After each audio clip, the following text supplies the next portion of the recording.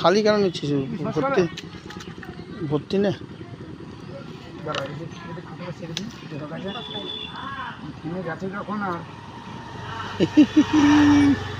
তুই খা আমি হাফ নিয়ে মুখে হা করে দিতে হবে তো যে বলছি ওটা কি ঘর করছে নাকি গোডাউন হবে খাও কটা খেলে আবার কত খাবে তুমি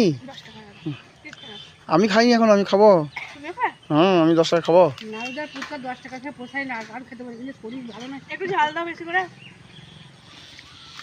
দিদি খা